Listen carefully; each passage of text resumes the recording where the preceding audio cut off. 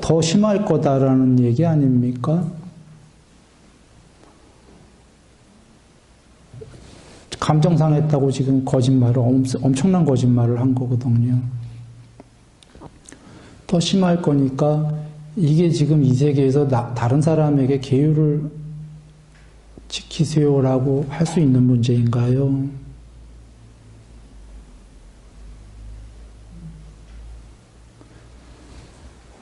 네, 사실 이게 어려운 문제예요. 그래서 그대가 지켜야 될 문제다 부처님이 그러신 겁니다.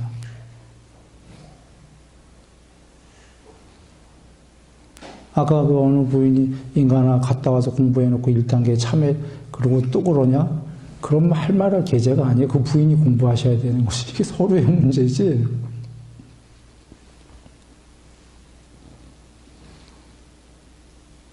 그래서 돌아옵니다. 사실은 기본적으로는 그래서 왜 아까 1번 종교에서도 1, 2번, 3번 일본 종교에도 지옥 갈 사람이 훨씬 많다가 그게 틀리지가 않은 얘기인 거예요. 혹은 3번 종교에서는 불교에서는 저번 본문 때 얘기했지만 이 수 없는 사람 중에 또 죽은 다음에 사람 될 확률이 바다에 동그란 띠가 하나 떠다니는데 물결 따라서 거북이가 100년에 한 번씩 올라오는데 그 왔다 갔다 하는 여기에 목이 꼬링 할 확률이 인간 될 확률이다. 거의 불가능해 보이잖아요. 인간 될 확률이. 그러나 또 한편으로는 쉽다고 얘기 드렸습니다. 개정예 중에 개죠, 사실은. 보시, 가로 닫고 계율. 근데 그게 얼마나 사실은 어려운 건가를 우리가 그것만 하게 되면 어느 정도만 하면 인간은 분명히 나오는 건데 그게 얼마나 어려운 건지를 그 거북이의 비유에서도 알 수 있고 비유가 아니라 실화에서는 아까 그 쓸모없는 인간의 그건 실제 예지요. 부처님 앞에서 거짓말한. 그러나 부처님께서 다른 경우에서 얘기하십니다. 그는 평소에 거짓말할 사람이 아니다라고. 이거는 거짓말뿐이 아니라 그 인간 말고 모든 우리가 평소에는 계율 안 어기는데 그런 일이 벌어지면 어긴다는 거죠. 평소에 어긴다가 아니라. 아까 그는 목이 떨어져도 거짓말을 안 한 인간이다라고 실제로 그랬고 나도 그렇게 보았다. 그러나 그가 곧 거짓말하는 걸 보게 된다. 아까까지만 해도 진짜 안 할 사람이었는데 이득과 존경과 명성에 물들었기 때문이다.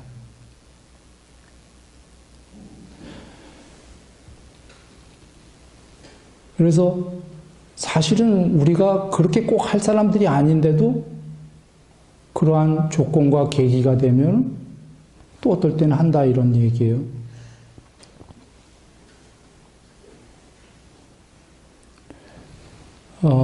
그 돌아옵니다. 그래서 이 세계가 그런 조건과 계기를 자꾸 어기게끔 만드는 세계이다. 거기서 우리가 계율삼매 반야만 조금씩 닦아나가면 오죽하면 사성제를 몰라도 나날이 위로 올라갈 수 있다. 이 얘기를 드렸습니다.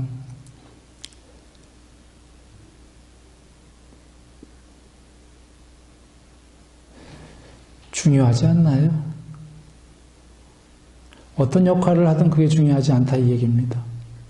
재벌 역할을 하든 혹은 빵집에서 빵 만드는 역할을 하든 스님 역할을 하든 아니든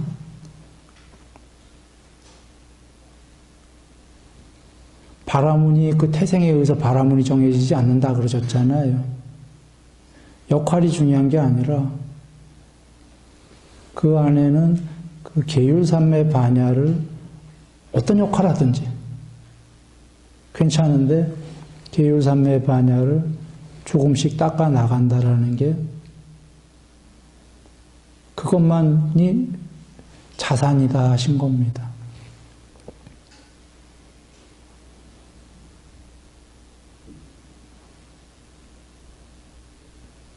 정리하면은 종교는 온 우주에 그런 세 가지 종교가 있다.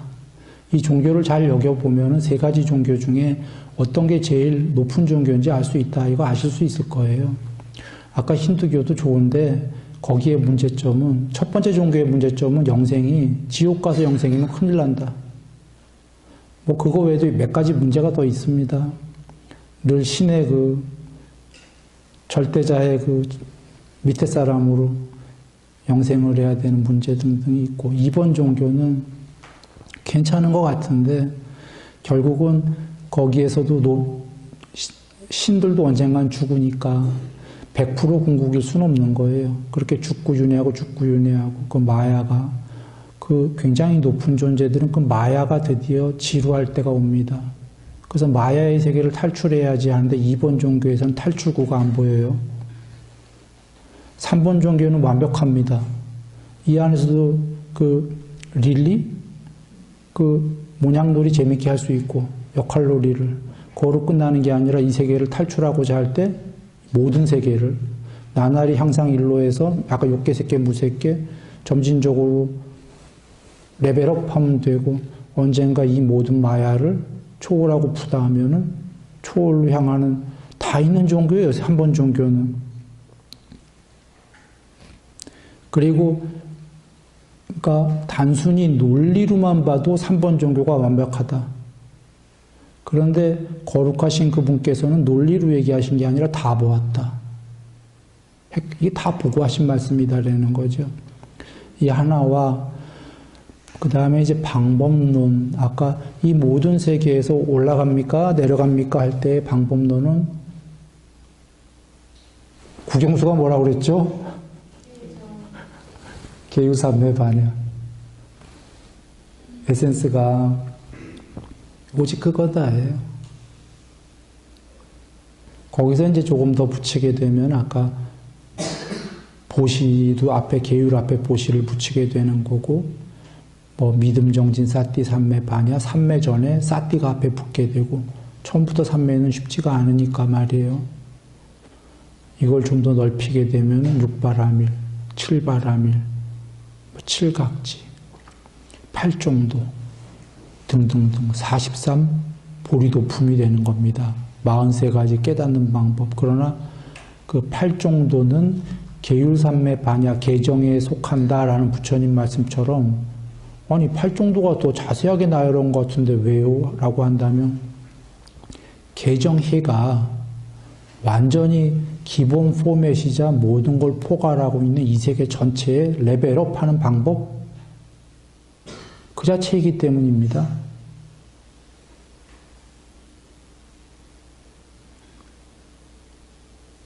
그리고 시간이 많이 지났기 때문에 간략하게 하나만 얘기 드리고 끝내겠습니다. 부처님께서 번외액인데요. 윤회의 4가지 원인 뭐라고 그러셨죠?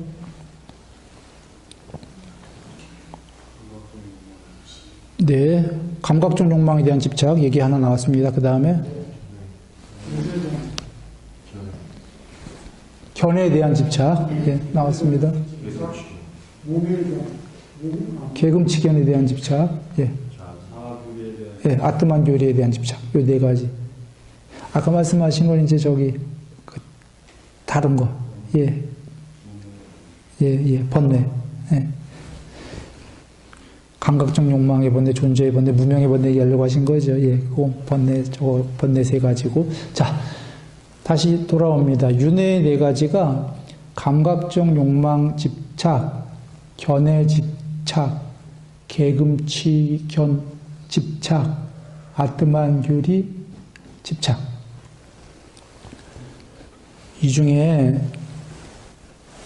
자 4개였는데 4개. 자, 2번째, 4번째 것만 이렇게 봅니다. 2번째 견해, 집착, 아트만 교리, 집착. 요 두 개가 뭐냐면, 요게 법망경의 62가지 견해예요.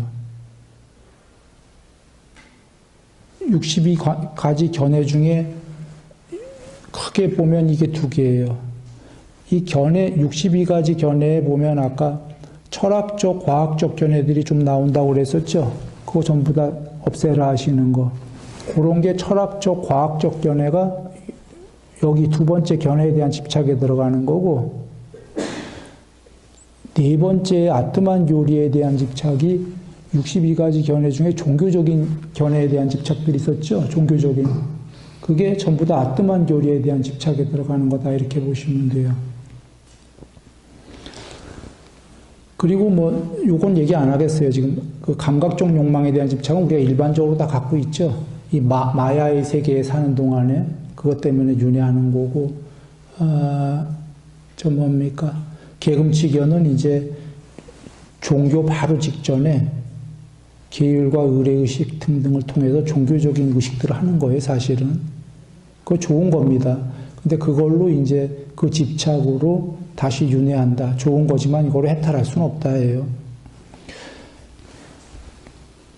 자, 두 번째, 네 번째. 아까 견해에 대한 집착과 아트만 교리에 대한 집착의 62가지 견해의 법망경에 있는 거를 오늘 그냥 간략하게 포괄적으로 이해를 돕기 쉽게 얘기한 게 종교는 그 세 가지다.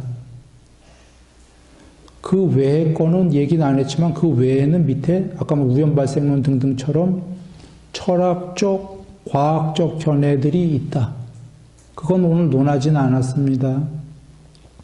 옛날에는, 요새는 분간해서 얘기하지만 철학과 과학이 예전에는 오래전에 한 뭉텅이였어요. 학문적으로.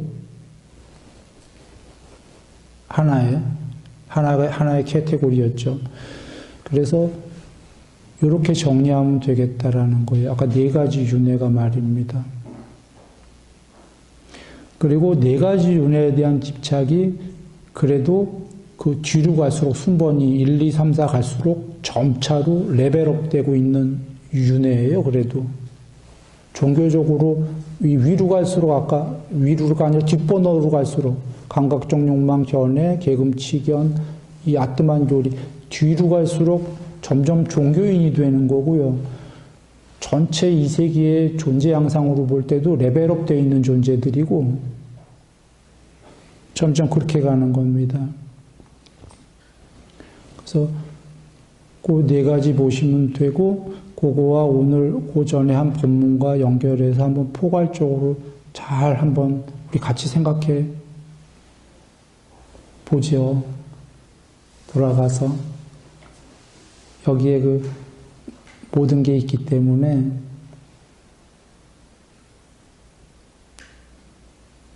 사실 이 모든 거를 우리가 사유에서 이제 이해가 되면은 삶이 편해지지요. 편해질 수밖에 없는 게 제일 큰 무기를 이제 그 장착하고 있는 게 돼요. 제일 큰 무기를 장착하고 있어서 삶에 이제 나머지들은 다 지엽적인 게 돼버려요. 안 산다가 아니죠. 지엽적인 거 잘하면 되죠. 아까 역할론을 가갖고. 그러나 그거는 뭔 역할을 하든 전부 지엽적인 거고 그냥 잘 할 수 있고 또 거기에 문제는 목매달지 않는다예요. 잘 하지만 그건 다 지엽적이니까. 그 안에 흐르는 건 정말 중요한 건 계율삼의 반야이기 때문에 그게 본질이니까 이걸 사유해서 이것만 하면 얘기는 내가 그냥 나날이 항상 일로 하고 뭐 죽은 다음에 죽을 때도 걱정 없고 계속 잘 갈 텐데 뭔 역할로 또 나오든 해탈 못한 나는 그리고 이렇게 가라는 거고 부처님 말씀입니다. 부처님께서 중도 얘기하신 게 좀 길어서 안 하겠습니다만 간단한 하나만 얘기하면 나중에 중도는 전부 초월이에요. 그러나 작은 중도는 여러분 다 아시다시피 8정도의 작은 중도는 극단적 고행을 통한 금욕과 극단적 쾌락과의 중간의 길이다라고 하신 그게 뭐냐면 극단적 욕망도 안 되지만 그건 당연히 안 되죠. 극단적 욕망을 지금 없애는 거 고행을 통해서 그것도 안 된다고 하신 거 그거 좋은 건데 왜 안 된다고 하셨냐면 이 세계가 이렇게 많은데 지금 여기서 그 욕망을 소멸할 수 있는 존재가 누가 있겠냐는 거예요. 특별한 분들 빼고 해탈하는 분들. 차근차근 조금씩 줄여가야 되는 건데, 즉, 이 많은 세계에서 살아가면서 팔정도를 닦아가면서 부드럽게 계율산매 반야를 닦으면 그 의미가 있는 겁니다. 욕망을 지금 한 번에 없앨 수가 없다가 계율산매 반야를 닦으면서 찬찬히 없애가라 해요. 이 안에서 많은 그 역할들을 하면서 말입니다. 물론 해탈하면 제일 좋지만 그러기 전에 뭔 얘기냐면 찬찬히 이 세계에서 살아가면서 경험을 해야 된다면, 해야만 된다면 밑으로 떨어지면서 하고 싶은 사람은 없을 거 아닙니까? 위로 올라가면서 경험하고 싶을 거 아닙니까? 이게 단순히 위냐 아래냐의 문제가 아니라 행복과 고통으로 얘기한다면 더 많은 괴로움을 겪으면서 경험하고 싶은 사람은 없을 거 아니겠어요? 괴로움은 작고 행복은 커져가면서 나날이 점점 위로 가면서 이 위라는 게 사실 그 의미거든요. 뭐 신이 된다. 이게 단순히 그 의미뿐이 아니라 뭐 사람으로 오더라도 뭐 더 좋은 사람으로 온다. 이게 어떤 의미를 갖고 있냐면 괴로움은 작고 행복은 커진 삶을 살고 싶지 않냐 이 얘기입니다. 그게 전부 우리가 성취해야 되는 거 아닙니까? 우리가 만들어가야 되는 게 아닙니까? 지금 우리가 만들어가야 되는데, 우리가 만드는 것과 전에 우리가 만들어서 지금 주어지는 것들이 같이 한다가, 경에 계셨잖아요. 어떤 사람은 뭐 사업을 하든 뭘 하든, 원하는 만큼 되지 않는 사람, 원하는 만큼 된 사람, 원하는 거 이상으로 되는 사람. 막 마술이 잘 풀려. 막 손대는 것마다 원하는 만큼이 아니라, 나 10만 바랬는데 100, 1000이 돼. 이거 왜 이래? 전에 그가 그렇게 살았기 때문이다 나오잖아요. 그겁니다. 지금 그것처럼 우리가 계율산매 반야가 그 에센스를 뭔 역할을 하던, 역할은 다 지엽적인 거고 겉껍데기고 괜찮다 이거죠. 뭔 역할 다 하면 되는데 그 안에 안쪽에 에센스는 계율산매 반야를 닦으면 아까 나날이 윤회하는 동안에도 행복은 커지고 괴로움은 작을 거고 이번 생도 그럴 거고 다음 생도 그럴 거고 이거 참 쉽네. 뭐가 룰루룰루 다 삶의 행복이 더 크네. 이렇게 돼야 되지 않겠냐 그런 얘기입니다. 늘 행복하시기 바랍니다.